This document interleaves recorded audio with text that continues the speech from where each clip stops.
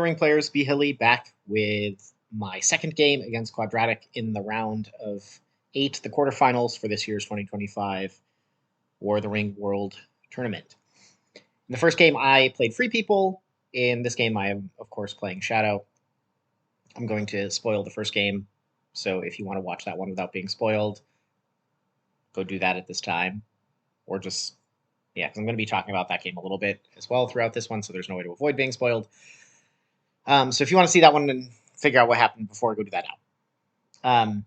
Okay, so in that game, as everybody saw, I had a pretty critical error and then managed to pull it back and then had a heartbreaking loss because of just a failure to roll moves in Mordor. So hoping to redeem myself in this game with slightly better rolling, at least to give myself a shot here.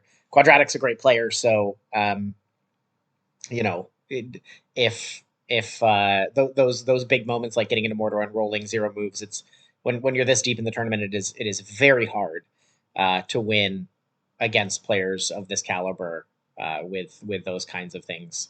If those kinds of things happen, so hoping for a little bit more. And didn't roll a will till turn 6. So hoping for a little bit more of a balanced game here, where we can both have. I love I love a game with a 50-50 dunk after Shadow has uh, Shadow has 10 victory points. It doesn't really matter what the tile is. Like somebody's got to win, but those are obviously the games that make this awesome to play. So, all right, on the Shadow side, these are pretty good starting cards. I mean, Breaking of the Fellowship isn't ideal. There's better. You want other cards that help mess with the Fellowship potentially in Moria if they get revealed early. So more like an Nazgul Search Strike, one of the Tile Drying cards, one of Sauron Toil. Like those are better to see as your first draw, but reasonable enough. But as I've mentioned in other videos, Orcs Multiplying Again is actually my favorite card to have turn 1 as Shadow. It gives you so much more pressure on the dew line from Dol Guldur, and or allows you to take Lorien without having to use extra movement on, for example, North Dunland and Moria. So you get those 2 half movements that you can use elsewhere, like in Mordor to get armies moving or something. So my favorite starting Shadow card. Happy to see it. So that maybe the portents are good. So I do Zero Eyes as I always do. I know there's significant disagreement about whether Zero Eyes or One Eye is better. I'm a Zero Eyes guy, so I do Zero Eyes, and I roll 2 eyes, fine. Only 1 muster, but 3 attacks, and my opponent only rolls 1 move. And let me turn off the dice roll sound. That's kind of annoying. So my opponent only rolls 1 move and 2 Palantirs. So even though I'm not going to get a minion this turn, like the Fellowship is moving slow and isn't, it's not like he got 3 musters to just bring the elves to war or something. So I suspect if people have seen my videos at this point, they know what I'm going to do here with this set of dice. I've talked about in previous games, like if I only have 1 muster turn 1 and some attacks, I'm always going to put Sauron to war rather than Saruman. Now, in this game, I think that makes even more sense because of the present of Orcs Multiplying Again. So with Orcs Multiplying Again, I have a clear use for that Palantir. And then I have, 3, and my opponent doesn't have a way to block Old Forest Road, so I can use those 2 army dice highly effectively to get up to Old Forest Road and then use that C die to, either attack one of the north mustering points or put Woodland Realm under siege with a almost full stacked army. Instead of, a 5-1, I'll have an 8-1. So those of you who have watched could probably have predicted that, who watched the other videos, but I think that's objectively the correct play here. There's a lot of other ways you could use these dice, but given the hand I have and the dice I've rolled, I think it is objectively correct to use Orcs Multiplying Again, muster Sauron, go to the dew line here. So that is what I do. And my opponent has a power 2 great, which it's more fun to use a power 2 great as like a surprise when somebody moves to Lorien. But given that he's got 2 Palantirs, he wants to muster. So this is a very reasonable play. And I play Orcs Multiplying Again, and my opponent moves. I miss them, and I start shuffling armies as intended. Apparently, he didn't redraw into a playable card because he draws another one. And so then I bring the other armies from Mount Gundabad down to Carrick. And now I have, already a lot of pressure on the dew line, turn 1. And so even though I only rolled 1 muster, like this still is a pretty productive turn. So my opponent musters Gondor down. If I were in my opponent's shoes here, I probably would have done the north, just so that whatever mustering point I attack, if I attack, obviously I intend to attack Carrick with that Eagle's Eyrie army. So I think I would have mustered down one of the northern.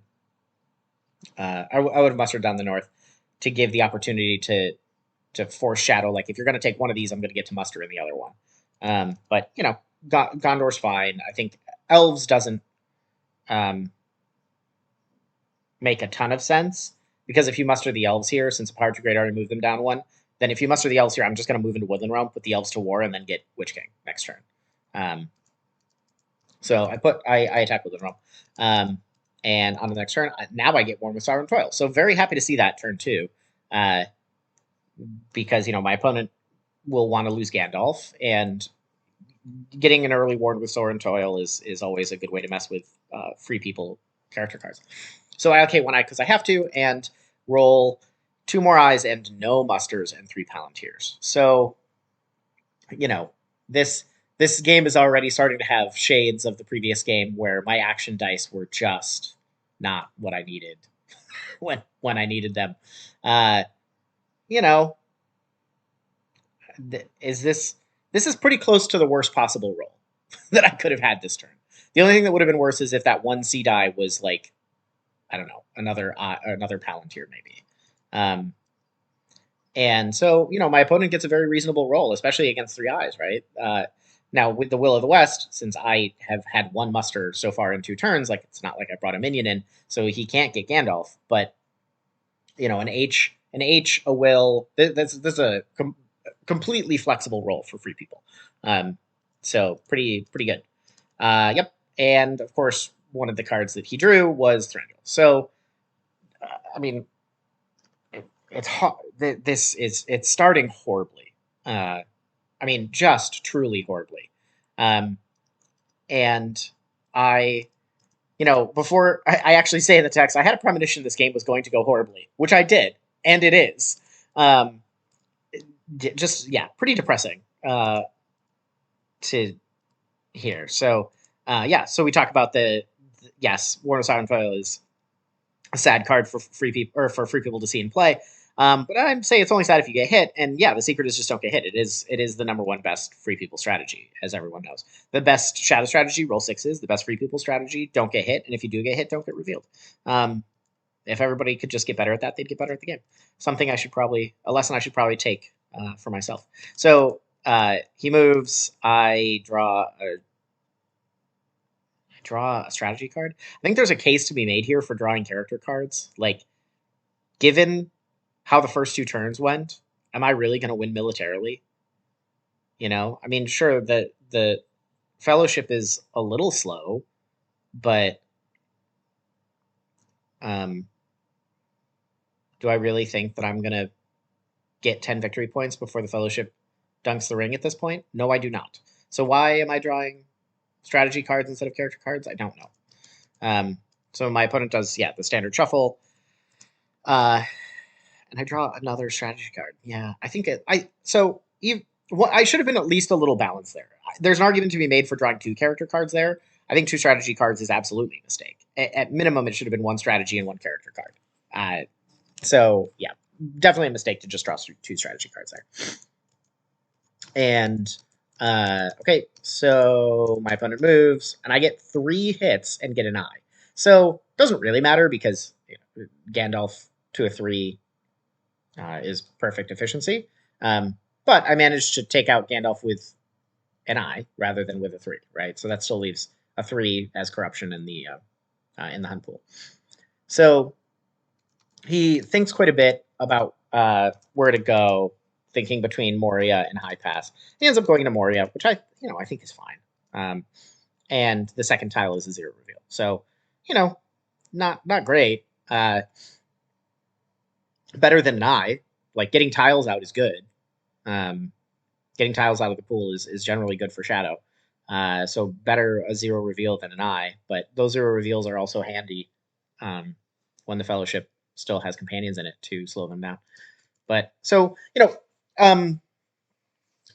given that an I and a 0 is out, that actually makes Breaking of the Fellowship statistically a pretty high value play here.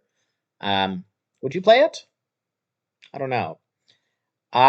Since I have Worn with Sorrow and Toil in play, um, I decided not to. I think there's two things that are true. One is Breaking can in some ways backfire.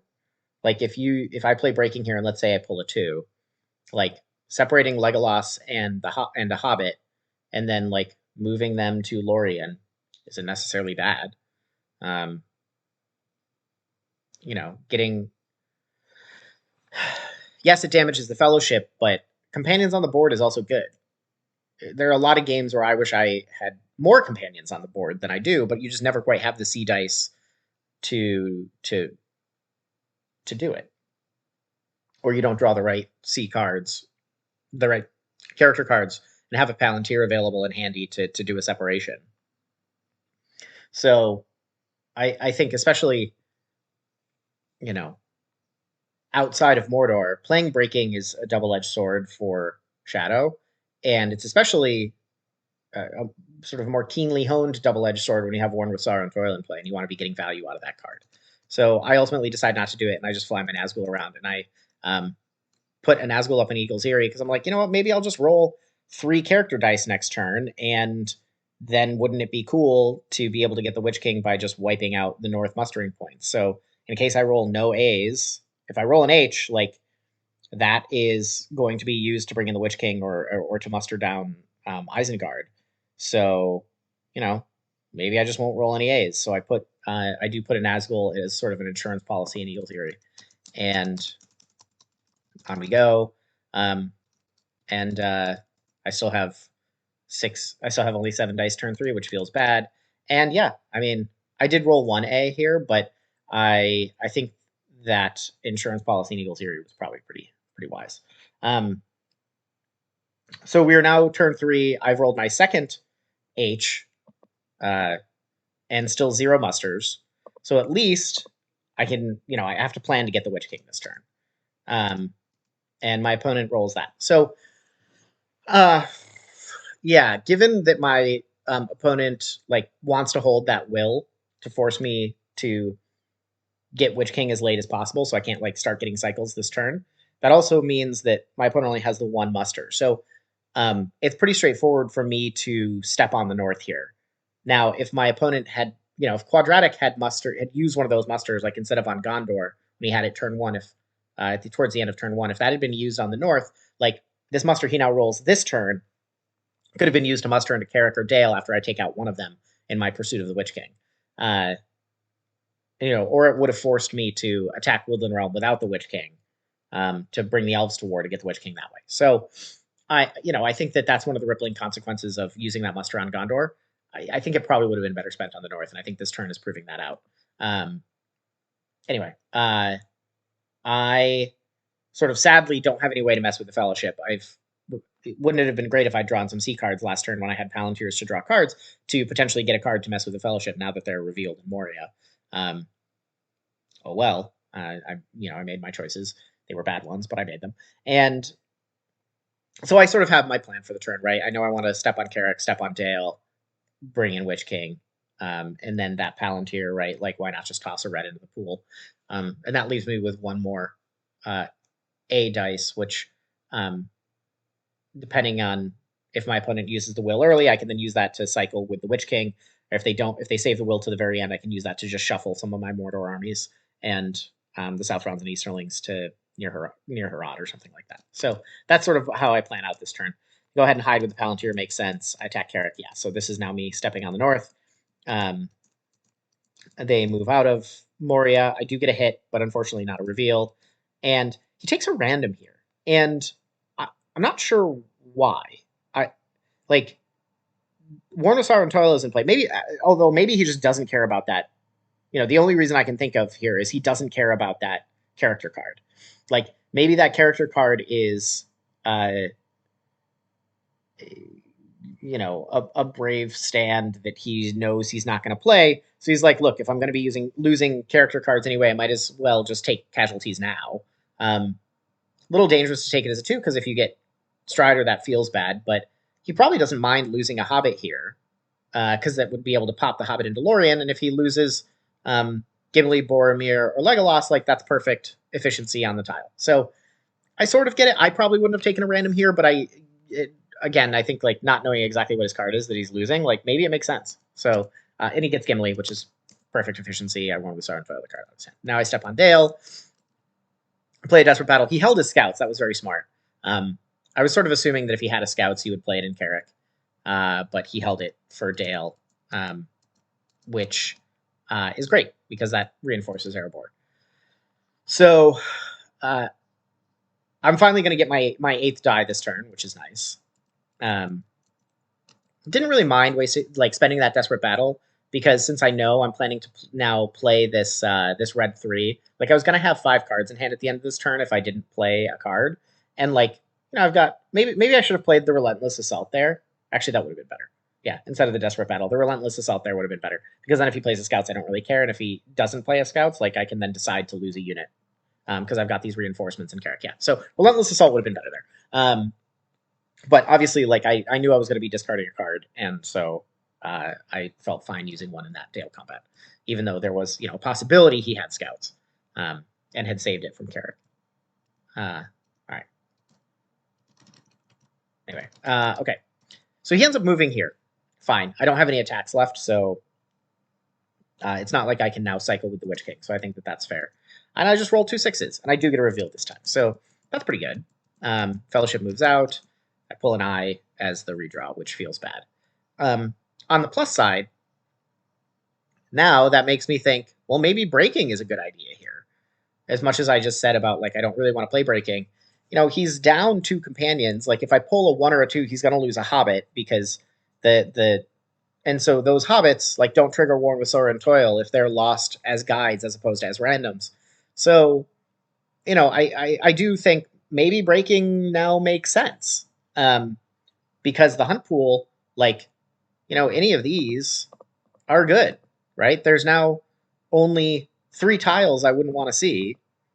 And even the 0 reveal, like, isn't terrible. Just, like, get it out of the... getting tiles out, as I mentioned, is good, especially because I've started to draw reds. So, as I'm thinking, like, I've got an 8 in 11 chance of drawing something good, a 1 in 11 chance of drawing something I don't mind, and only a 2 in 11 chance of pulling an eye. So yeah, I go ahead and play it. And of course I draw an eye, because that's how this game is going, right? Like, why would I expect anything different? This is probably for those folks who run the venting channel on the Discord server. Like, this one is getting pretty close to vent worthy, just given everything that's happened. When the as you can see, I'm very frustrated by this, because this is now a second tile pull where, like, I really do need to be probably moving towards a corruption game here, given that I didn't get my 8th die until turn 3, how horrible the roll was turn 2, when I should have drawn more C cards. And, like, if that reveal out of Moria and then this breaking of the Fellowship tile pull, like, if those aren't eyes, like, the Fellowship's starting to be in rough shape. Only 5 steps from Rivendell and 5 steps out of Mordor.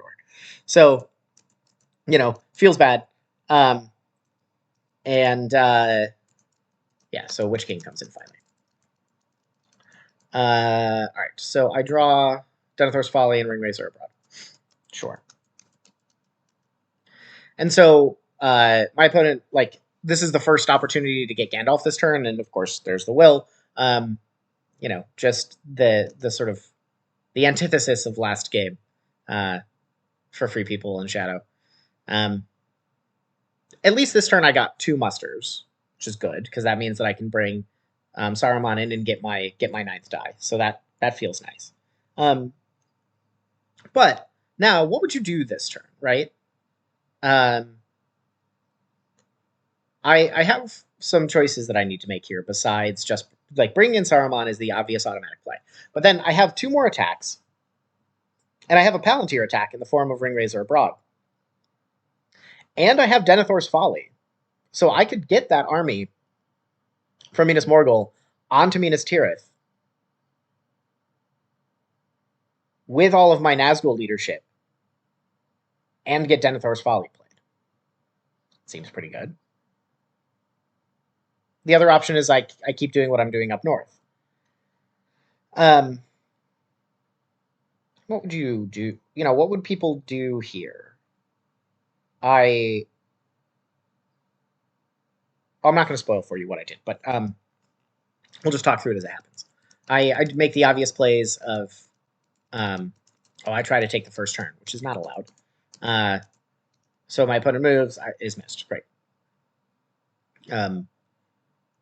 And yeah, so he brings in Gandalf. We sort of go through the obvious plays here of bringing in he needed to move and bringing Gandalf, fine. So, yeah. So I end up deciding to stay focused up north rather than pivoting to Gondor. And the reason for that is, because of these two musters, I just don't want to bring Gondor to war. I don't want Gondor power mustering and building a massive army in Pelargir or Minas Tirith or both, and becoming completely unassailable. That just doesn't feel good. That feels like it completely takes a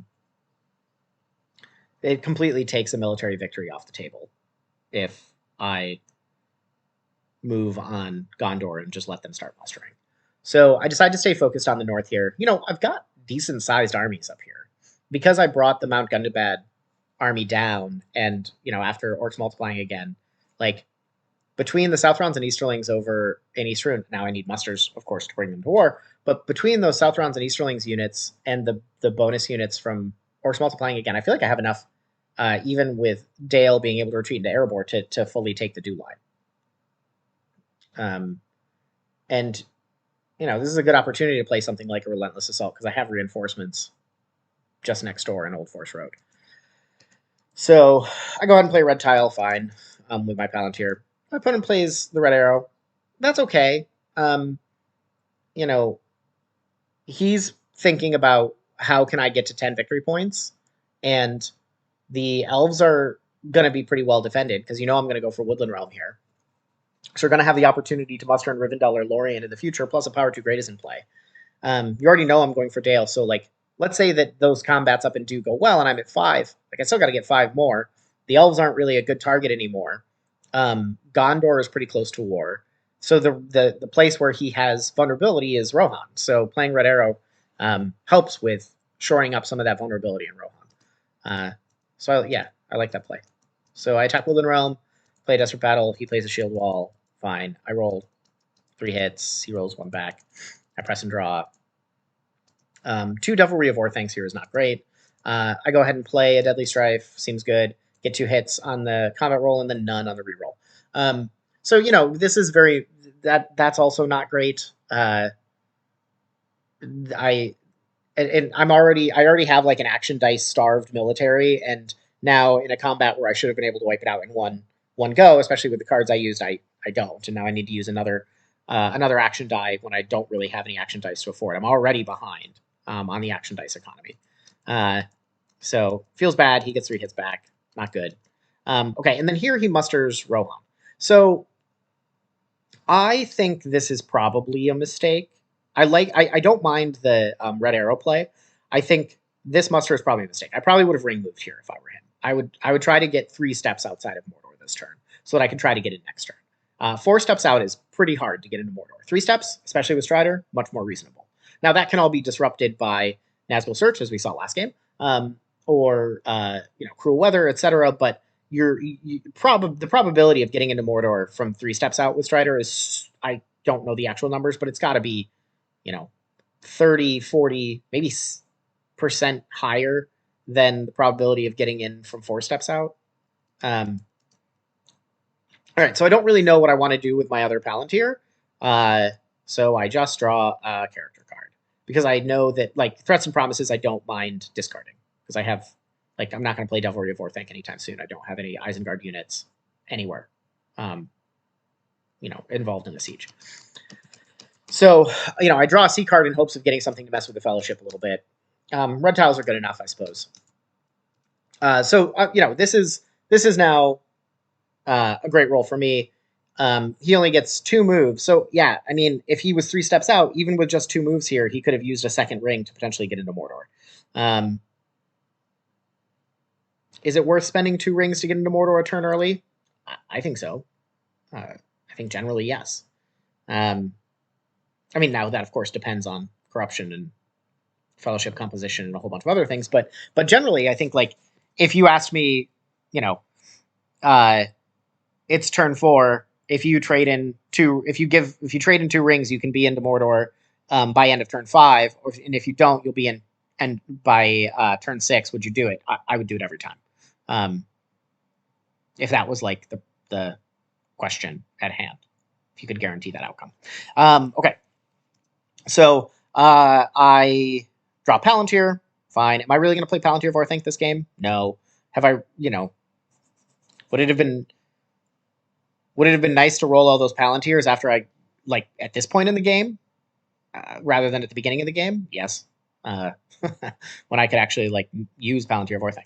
So my opponent moves. I muster Southrounds and Easterlings. He moves again, gets hit, gets a 2, takes a random.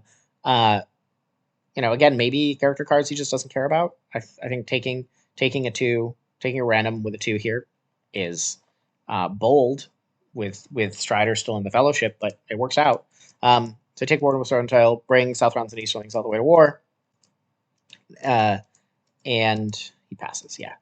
So I go ahead and muster another elite up in Eastern.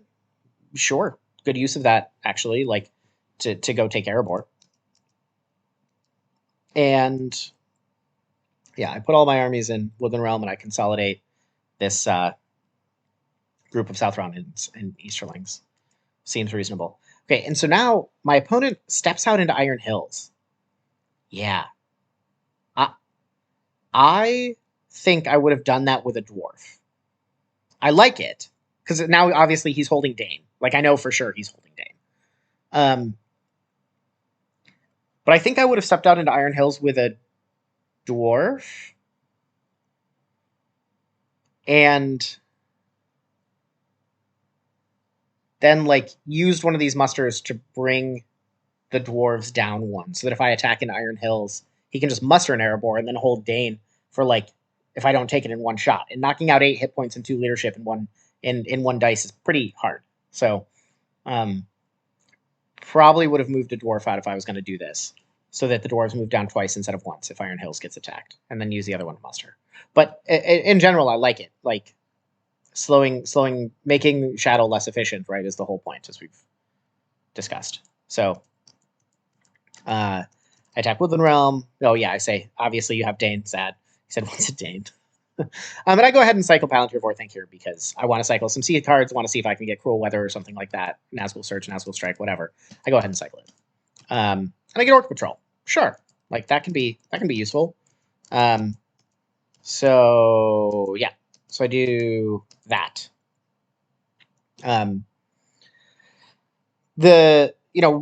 thought here was this gives me some good optionality. Like, I can either attack Erebor from Withered Heath now, or I can play Orc Patrol. And Fellowship is now 2 steps outside of Mordor. Goes ahead, and because I moved the Southrounds and Eastlings to Umbar, he musters Gondor all the way to war, so that in case I'm holding Corsairs, he can start mustering in Dol Amroth next turn. So now, because he mustered Gondor down, now I know what he wants to do with his first action next turn is muster into Dol Guldur. Okay. So since I know that's true, and I also know he wants to get into Mordor next turn, I want to put pressure on Wills of the West that he might roll next turn. And so I want to make him make a hard choice. And so I decide I'll play Orc Patrol, because if Orc Patrol reveals him, then, his Will of the West, like, he might decide to use that to muster into Dol Guldur so that he doesn't lose a Will of the West to Day Without Dawn.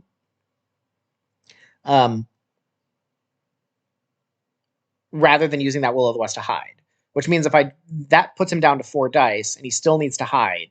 So if I get Cruel Weather, I can potentially keep him out of Mordor next turn. So that was everything that went through my head when I then decided to play Orc Patrol. Didn't get a reveal, so it didn't matter. But those were all the thoughts that I had, and why I decided to actually play that. So he takes a random. Now we get Strider.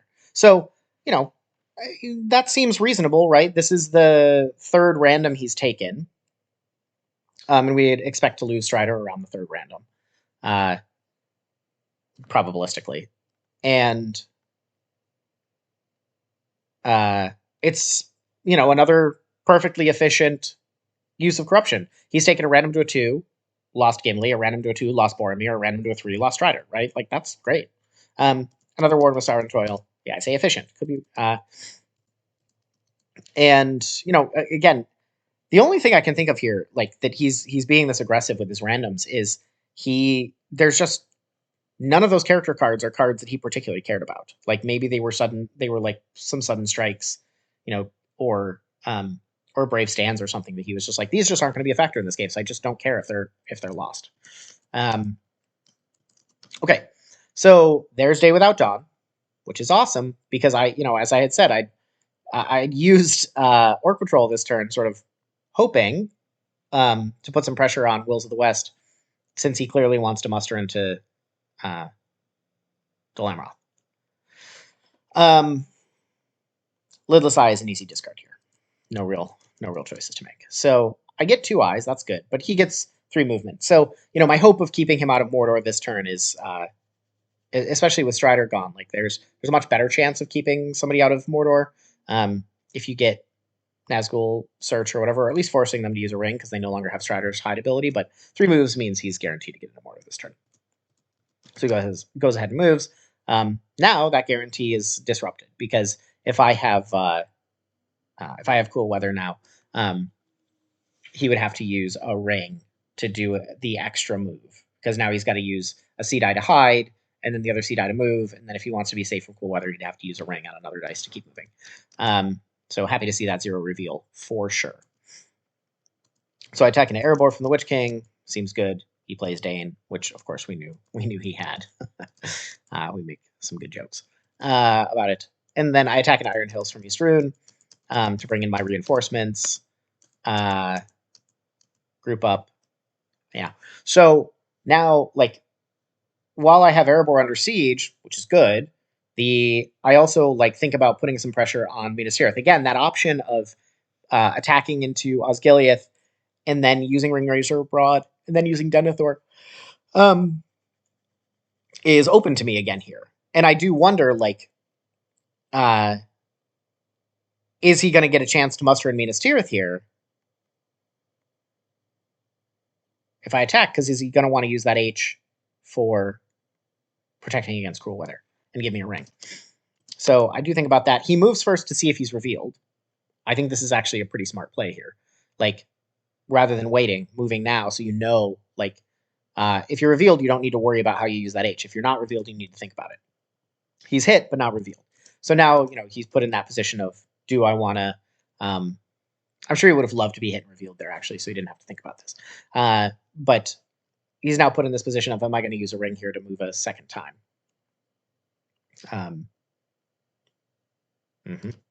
So I play Shadows on the Misty Mountain. And why did I do that? Because if you look at the board state, I wanted to attack into Erebor and do some more cycling and try to get some more victory points. Because I know he's getting into Mordor this turn. So I feel like I'm, at least 1, maybe 2 turns behind. So I want to get some attacks here and do some cycling. But if I spend that H die doing that, he can spend his H die moving from Osgiliath to North Ithilien and from Etten Moors up here to Mount Graham. And then at the beginning of next turn, take 2 empty Shadow Strongholds. So I end up using Shadows on the Misty Mountain to defend Mount Gundabad. I mean, doesn't feel good, but it did feel necessary. And yeah, we say there's something you don't see every day, because that is not something you see every day. That's not how I wanted to use a Palantir, but, I don't want to lose this game to a silly MV. I'm far enough behind already. I don't need to just make things worse on myself. So I go ahead and attack Erebor now. I play Relentless Assault because I have all these lovely reinforcements here in Iron Hills, so I don't mind spending some units as resource. I don't mind spending some of these regulars as resources on a card. He plays a charge, gets 1. I still take my 2 hits. I get 3. It's pretty good. He gets 4 back, which is also pretty good. So I take them like that, just so I don't get sortied. Still could get sortied, but rather than like being left with 1 regular and 2 elites and potentially exposing myself to a sortie, especially if he has a sudden strike, though, you know, based on how he was taking randoms, as I said, I suspect like he's probably lost at least 1, maybe 2 of those from his character cards. I lose 1 of the elites so I don't feel as exposed to a sortie attempt. So he thinks about it and decides he's just going to muster in Minas Tirith. And if I have Cruel Weather, so be it. I don't. And I also think that that's a reasonable play. Like, he's so far ahead right now that, you know, if you do get Cruel Weathered out for a turn here, you're probably still going to win as free people. So I go ahead and put another red tile in because I just sort of have to cross my fingers and hope that the Fellowship hits some red tiles. I don't have a better strategy than that at this point. Yeah, so I allocate a bunch of eyes because, like, oh yeah, I say if breaking had been a non-eye, I would feel much better about this because here we are. Yeah, because the hunt pool is, like, pretty small. But imagine if, like, Moria had not been an eye and breaking had not been an eye, and you take 2 more regular tiles out of here. Like, that would be a deeply scary hunt pool. It's already pretty scary. So I allocate 2 eyes, right? Because I feel like, you know, if I only allocate 1 eye and roll none, and he rolls 4 moves, he's just going to sprint up the mountain and dunk the ring, and he doesn't really care if he hits eyes. So I have to at least make the eyes painful. So yeah, I say I basically need the Mortar RNG, need some reds. And yeah, I end up rolling too many eyes and no musters. So yeah, it's just, yeah. It was very frustrating to roll these dice and see 0 musters again, just like the first few turns, and not be able to bring in the mouth because you know, I'm trying to extend the game a little bit here as best I can by allocating these eyes. So getting an additional action dice this turn might give me 2 more actions or something, right? Or however many it's going to take for him to go dunk. Yeah, this is just, but at least he's forced to move, right? Like, yes, he could maybe take the 1 corruption here, but then I'm just going to allocate 3 eyes again next time. So he does need to move, and so, like, at least against 5 eyes, he's got to take his chances of his 4 in 10 of hitting an eye, and then 2 in 10 of hitting a red. So, like, yeah, pretty scary out there. So he goes ahead and makes his odds a little better by playing Smeagol Helps Nice Master. I cover up Minas Morgul and fill in Erebor just to avoid any potential free people military shenanigans. You know, was this really that necessary? No. Did I have a better thing to do with that die? Not really. I mean, maybe Moranan to Dagger Lad would have been better. But, you know, yeah, it's just, I felt like filling that while I could, especially because Gondor's going to probably muster up even more this turn with these musters. Like, I just didn't want to put myself in a position of getting another roll like this next turn and then just losing to an MV. So my opponent draws a strategy card. I'm surprised he's not drawing character cards here. Maybe move first and then draw a character card. Like, you know, this game does not look like it's a game that's going to be decided by military. It looks like it's a game that's going to be decided by either corruption or ring dunking. So like moving first, and then you know, he didn't play that character card with that Palantir, so it's probably not something that helps the Fellowship. So probably moving first, losing Legolas to whatever's drawn, and then drawing a character card, because then you're no longer going to lose cards worn with Sovereign Toil. Is probably what I would have done there. Okay, so I go ahead and cycle in Erebor. I am cycling a C card because that is my only realistic path to victory right now. Plays King's Brandsmen, and I just roll 5 hits. So I did need a little bit of luck. It's very kind of the game to give it to me at this time. I was actually planning on just staying up in Erebor and just cycling C cards, but just simply wiping out Erebor is also good because now I have some military pressure on, at least a little bit. And he says, I've cracked the shadow strategy. As we've talked about, just roll sixes. He only gets one back, so yeah, that's error board just totally dead. He plays a daylight to try to force me to use another card, but I get lucky and get a 6. So yeah, Erebor went from looking pretty scary to just gone because of one lucky shadow roll of the dice.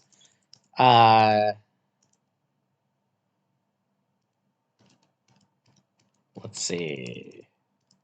Yeah, so he starts mustering in Dol Amroth. Reasonable. Play the Ringwraiths, throw abroad. Put one in Umbar, attack Osgiliath. Yeah. Play a Swarm of Bats because I've got it. And, you know, I could have cycled Lure there. Maybe I should have to keep getting C cards. But I get my hits. But I also didn't want him to like play a Scouts or something and just make this nightmare even worse. And yeah, he goes ahead and musters in Minas Tirith again. Seems reasonable. And I draw a C card here. Yeah. If I was going to draw a C card, wouldn't it have made more sense to cycle Lure? Although I'm probably holding Lure for the damaging effect that it does. Yeah. All right. So he moves and I get a 1. So like, other than the -1, you know, just a regular 1 is the best tile in here. The best tile, -1, second best tile, this one that he pulled. You know, an eye here, a red here, all of those like sort of put me back in this game. A 1 does not. Okay. So I now feel like I have some choices to make. What's nice about the way he's been taking corruption is Mortal Wound is actually still incredibly potent and effective. It will still do its full 2 damage because he's been taking random so aggressively. Now, what would you discard here? All of these have a reasonable use. Denethor, like I'm on the doorstep of Minas Tirith, so Denethor is actually highly useful here to stop him from playing cards. Half Orcs and Goblin Men is the best forward mustering card. Lure of the Ring could damage him. Isildur's Bane could do serious damage. Day Without Dawn, really good, right? Like if he has a turn where he rolls 3 wills. A Swarm of Bats is a great combat card. Rage of the Dunlendings, like if I get to a place where I want to go 4 cities, like Rage of the Dunlendings is the perfect card to have in hand to go 4 cities, to go get the Shire. So like, what do you discard here? I thought about it a long time because I wasn't really sure. And I'm still not sure I agree with what I did. But I get rid of Rage of the Dunlendings and Denethor. Because, so at this point I'm like, all right, I'm just abandoning military. Like, this is going to be either a corruption, either I'm going to win by corruption or I'm not going to win. And I allocate 3 eyes again and roll that. So at least I get the mouth this time. And my opponent rolls this, starts by drawing a character card, and now I should play Day Without Dawn here. Why don't I? I don't know. He left me an exposed will to play Day Without Dawn, and I should have played it. But I don't. And then he uses it to now play File to make the pool even better. Like if I play Day Without Dawn there, if he wants to play File, he's got to use a C and then give me a ring. Or he has to move without it in the pool. So that was just a mistake. I don't know what I was doing. Probably just tilted and frustrated from how this game has been going, honestly, because this has been a frustrating game of Shadow for the most part. So I go ahead and attack into Minas Tirith. I use the Mouth, who I just brought in, to attack Minas Tirith, and I play Swarm of Bats. If I was going to attack Minas Tirith here, why not keep Denethor? Because like Denethor is better than a cancel. It just doesn't allow your opponent to play a card. I don't know. He plays a charge. I cancel it. I get 2 hits. That's pretty good. He gets 2 back. I don't press. I say I hate this. And play Isildur's Bane. Yeah. I just feel like I have to. I feel like I'm so far behind. And ultimately, the reason I decide to play this is like, yeah, if I hit an eye, it's bad. But hitting a 3 or the blue tiles here is actually fine. Like using this to pull a blue tile out and make the reds and eyes more likely to be hit is also really good. Like the 1 or the 2 will reveal them, which would be good because it slows them down. The 3s would be good because that's a lot of damage. Like maybe I'll just pull Shelob and roll a 6, and now all of a sudden he's at 9 corruption. That would be great. So I while it's pretty likely to hit an eye here, I just decide that I have to play this card, and I get the -1. Fine. Didn't do any damage to him, but like the pool was starting to look a lot friendlier with those 2 negatives in there, and now it's like, yeah, the -2 is great, and if he hits the -2, that's really good. But the pool is back to looking, it's sort of as scary as it was. He moves, and I get an eye, which is sort of exactly what I needed there. Pretty perfect to do 3 damage here, because that means he's going to lose, he's going to lose Legolas, which triggers Ward of Sorrow and Toil. He's going to lose a Hobbit. That leaves him at 3 corruption, which makes Morgul Wound still effective. So, a super big brain play here that I probably would have been able to come up with if I was playing Free People, like, I just thought about it in post as I was like thinking about this video, is don't take a Hobbit casualty here and go up to 4 just in case your opponent has Mortal Wound. Like, you can still take those Hobbits very efficiently, and since you're only taking 1 since you're only going to lose 1 and not both, like, you're still exposed to candles. So it might be like correct here to keep both Hobbits. Now the counter argument to that is that means if you move and you hit this -1, you're revealed if you keep both Hobbits. So what's right there? I'm not really sure, but like,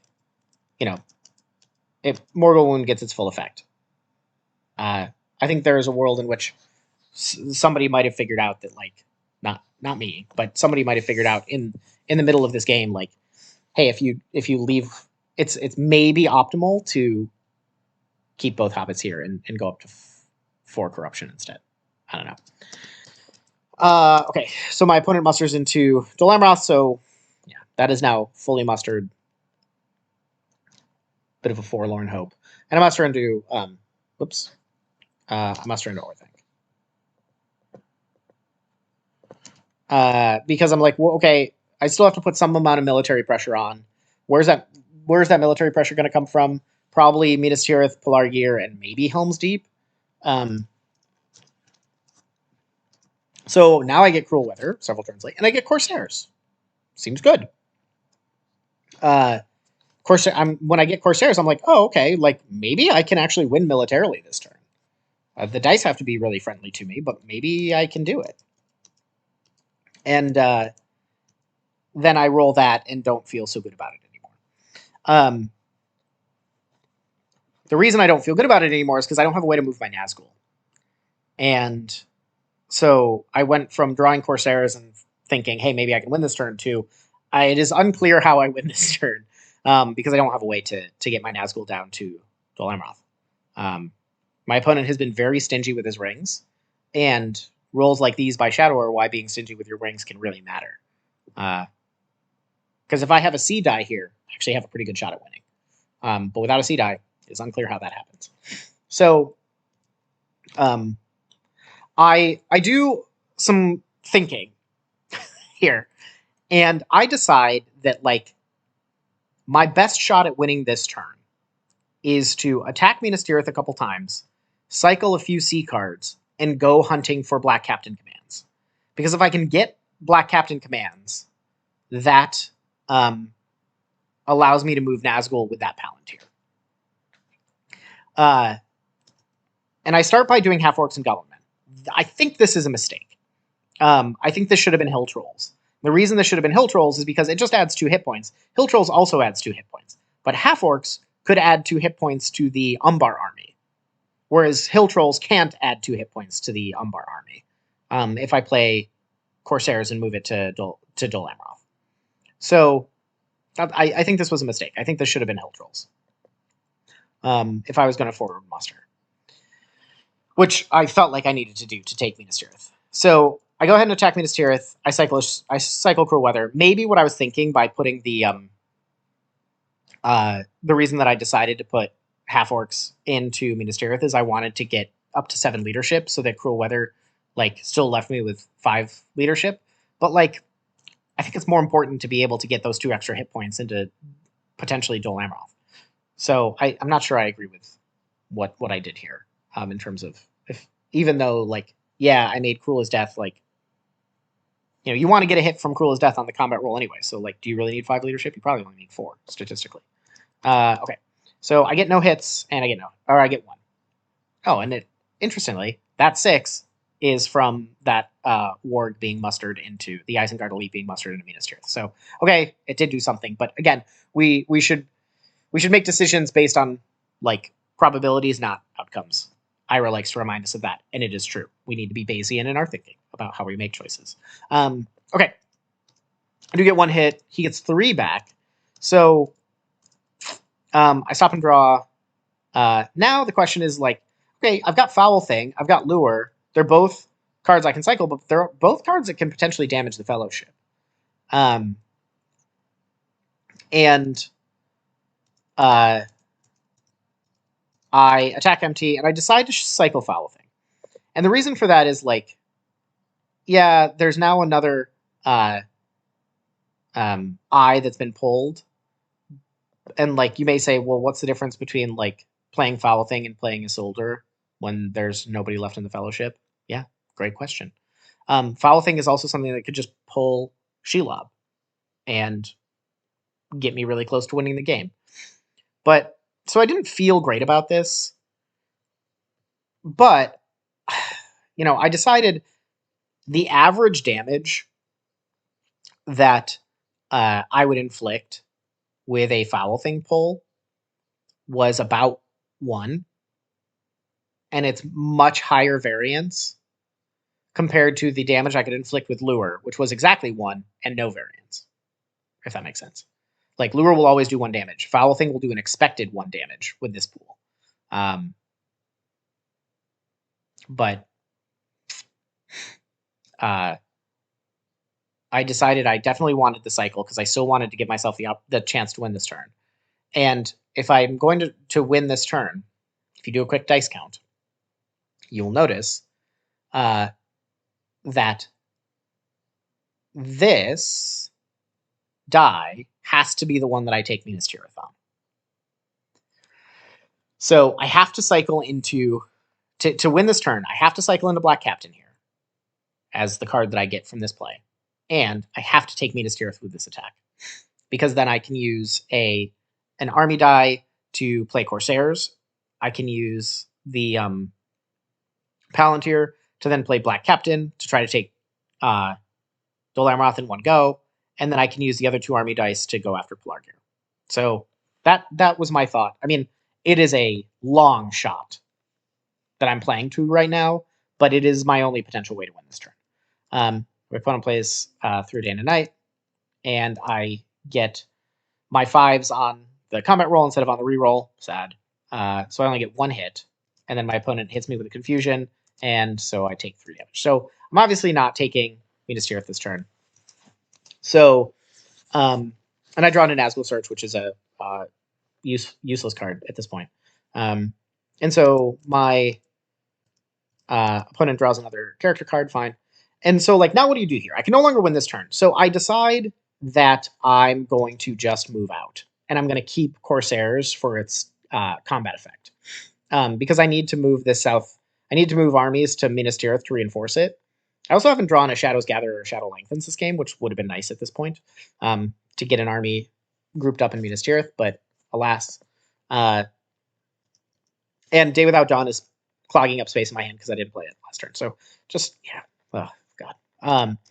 My opponent moves, gets an eye, which is good.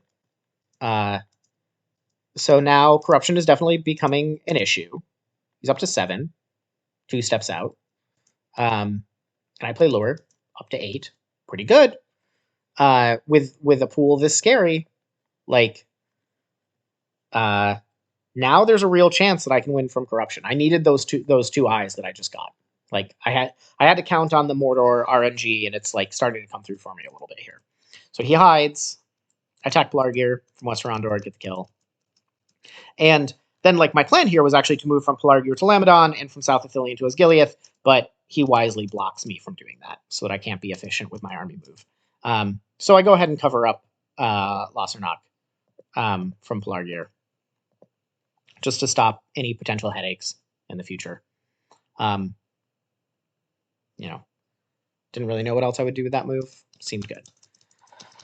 Okay, so now I get Balrog. Sure, like, am I really gonna go for Lorien here? No. But it's at this point where I'm like looking at the board and feeling like Dol Amroth is pretty untakeable. And like, how am I gonna get to 10? And I decide like my best route to 10, and I need the dice to support this, of course. But it does seem like my best route to 10 at this point is 4 cities. So I'm of course now kicking myself for discarding Dunlendings.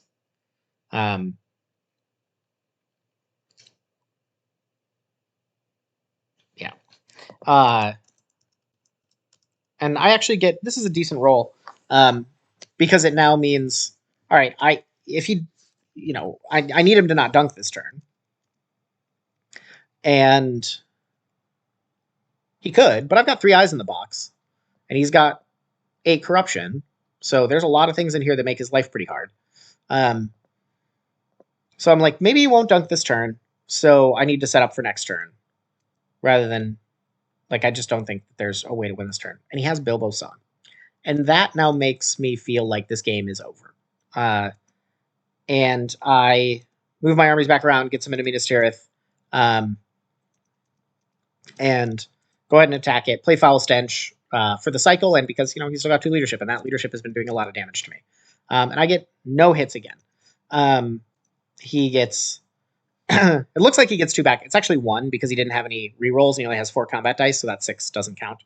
And so I take my 1 hit, and I stop and draw, and I get another red tile. Seems good. He plays Now There Is Another Way. So for all of the cards that I stripped out of his hand with Warren of Sorrow and Toil, he must not have drawn... he drew all these, the 2 best blue tiles late. And then must have in the last 4 draws pulled Bilbo's Song and There Is Another Way. I mean, perfect cards to have in this situation. So he moves, and finally, I get one of my red tiles, which I desperately needed here. Because if he doesn't hit a red tile here, I just lose. And it's Shelob. High variance, 2. So, if that had been a 5, that would have been really good. Would have felt a lot better. But I now know he can't dunk this turn, right? Which is really what I cared about. And it also gives me an opportunity to put this red eye in the pool. So I now play Hill Trolls, buff up in Minas Tirith, because this Minas Tirith combat, he is basically minced 2 armies in Minas Tirith, which, if he hadn't been able to play cards in this combat and I'd kept Denethor, I probably would have been doing better. My discarding choices in this game are perplexing. Okay, so he hides. I play my other red tile. And I now use the mouth to attack Minas Tirith. And now I play my Deadly Strife, right? Like, I held on to this Corsair specifically to use for combat, so now I use it for combat. He plays a Daylight against it. Perfect. I get 2 hits. He gets 3 back. But, like, that's fine. I press and draw, and I play my Great Host here, and do get another 6 to finish off. So Minas Tirith was an incredibly painful siege, but it is at last over. And I'm up to 8 victory points. So, it's still not looking good for Shadow, to be clear. But at least there's a glimmer of hope now. And so I go ahead and use these last 2 musters to muster up an Orthanc. He moves and hits the red eye. So, yeah. I mean, that is now his last... He got the 1 in his first move, which was great. But then it's been a 3 damage eye, another 3 damage eye, Shelob, a 2 damage Shelob, and now a 3 damage red eye. Like, that's just brutal. Like, if he'd drawn anything but a red here, even the 3 red, like, he's in great shape. If he gets the -2, it's just over. Like, he just wins. So now he's up to 9 corruption, 2 steps away, and the hunt pool, despite pulling 2 eyes and 2 reds out of it, is still pretty scary. Yeah, I mean, this game. Oh, this game. Okay, so I've now sort of decided my path to victory is 4 cities. That's all I can come up with. Like, I don't feel confident in my ability to take Helm's Deep. He's parked on 4 character cards. I assume 1, if not 2 of them are ends.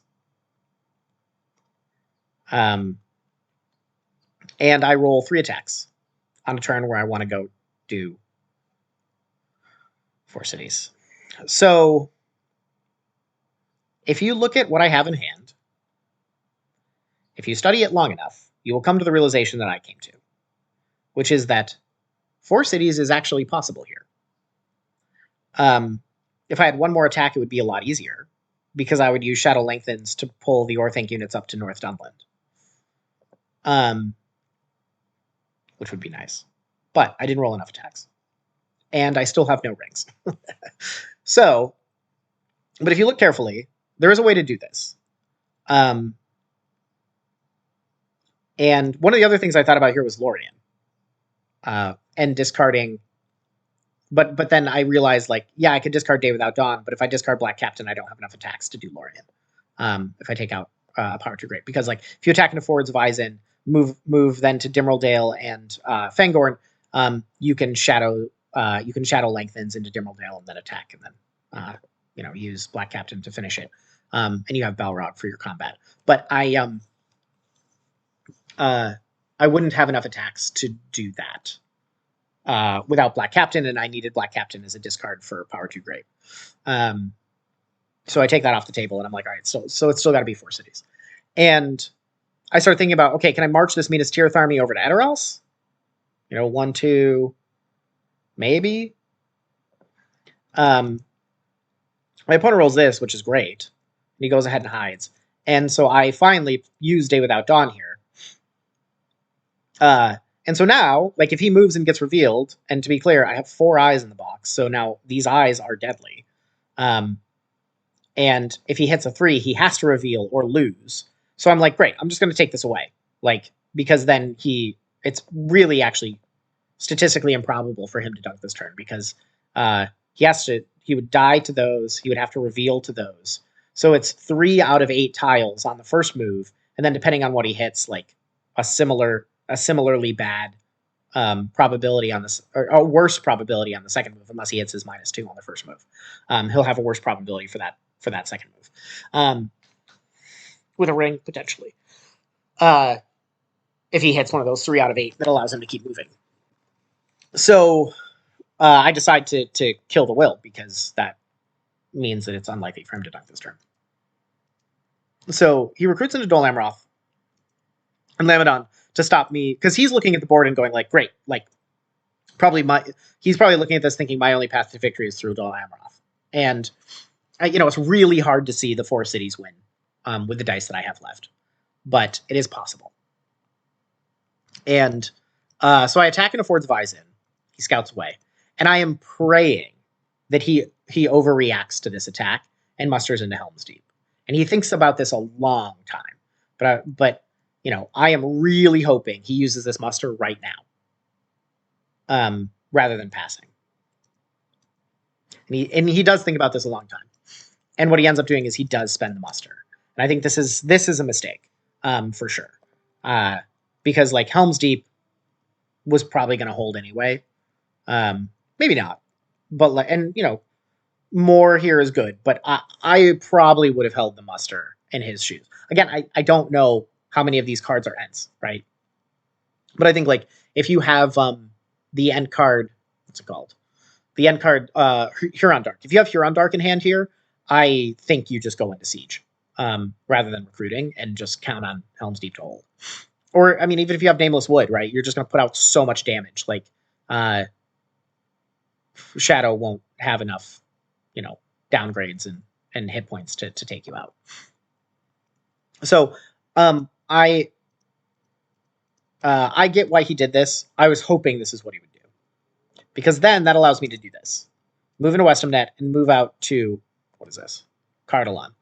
Because now I can Shadow Lengthens from Moria and South Dunland to Cardalon.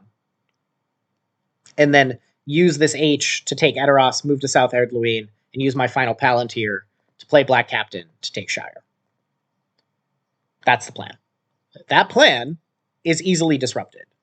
However, it does mean that he's not moving this turn. Like, the way he would disrupt it is by mustering into Edoras. Use a ring and on this Sea Die to turn it into a muster and muster into Edoras. That is how he would stop me from having any way of getting to 10 this turn. And I know that. But I'm like, look, if he wants to do that, fine. I'll take the ring. Like, it puts me in such good position for next turn. Because I'll take the Shire for sure. And probably bring this army up towards Lorien. If he blocks Edoras, I'll probably like go to Eastamnet.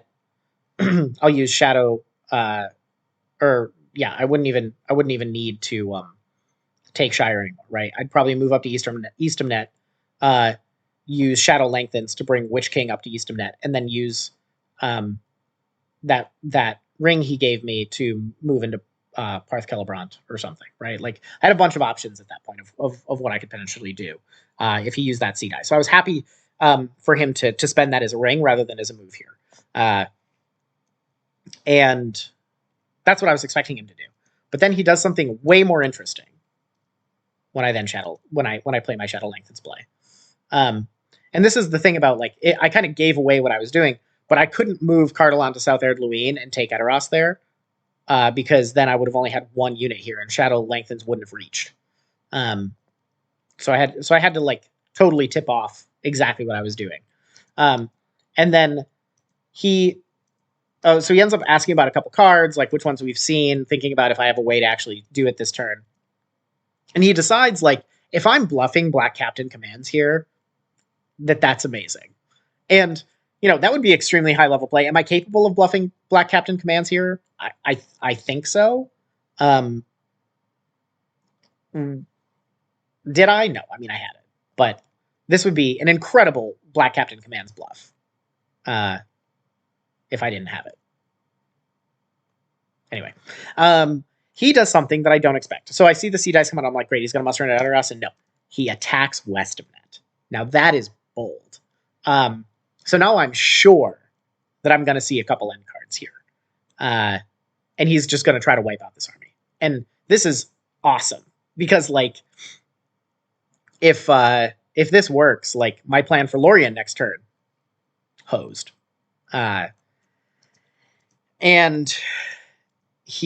I play no card because I assume, like, what I really want to do is just play a Deadly Strife and just wipe out his army. But because he's like, I'm like, this is probably Huron Dark or something when he plays a character card here. So I play nothing. It's a sudden strike. And he gets 2 hits. So now our hit points are equal. And I have a little more leadership, but my leadership is tied to my hit points and his is not. So, and then he only gets 1, which is really good for me. And I get 4, which is a lot better. So he thinks about how to take his casualties a little bit. Ends up doing that. Fine. And he keeps going. And then, when he pressed, I contemplated retreating here to make sure that this army was alive for next turn for Lorien. But I'm like, no, I'm going to fight it out. I want to give myself a chance to win this turn. And the only way to give myself a chance to win this turn is by fighting this out. And if he's got Ents and he wipes my army, sad. But if, I might just roll 1 eye next turn. And then he's got he's got an easy trot up mortar. So I decide to stay and play for the win this turn. Expecting to see an Ents card. And then when he plays no card, I decide to play my Deadly Strife. Because, like, this is my last round of combat where I'm going to have 5 combat dice and 4 leadership. So maximum impact of Deadly Strife is right now. Um, because if he does any hits to me this turn, like I will be losing leadership in future rounds for every hit he does this turn. And so I decide, let's just go full bloodbath here. And he rolls 4 hits, and I roll 4 back, which is kind of exactly what I needed. And he stops. I think if I were, it was probably worth continuing there. Again, I don't know what his cards are.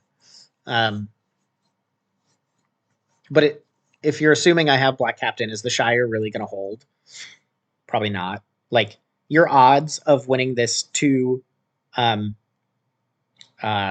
strength, 2 leadership against 5 versus 1 combat strength against 4 regulars and 4 Nazgul, you got a better shot in Western Net. So I probably would have kept going. But then I fill out Arras, I move to South Erdluin, play Black Captain, move into the Shire, get my 6. So we're playing a game 3. I think I am very fortunate to have won this match. The start was very rough. The corruption was super efficient for the free people. Gandalf came in immediately after he was lost. Minions were late. Like, a lot of things went wrong. But then the roulette wheel of Mordor basically bailed me out. That sequence of I, Shelob, Red Eye, like, that's just so rough. So, another well-played game to Quadratic. This was another really fun one. So far, I think we've had 2 excellent games, and I am very much looking forward to the third, and I hope you all are as well. Should be exciting. Hopefully it's exciting. And thanks for watching if you made it this far. This was a long video, but hopefully an interesting video. A lot happened in this game. It was. I think that there was a lot to talk about in this game because a lot of interesting things happened, and there were a lot of consequential choices to be made along the way. So, looking forward to people's feedback in the comments on things they would have done differently here, additional mistakes that you might have spotted that I didn't see. I'd love to hear about any of them. Thanks again for watching. See you next time.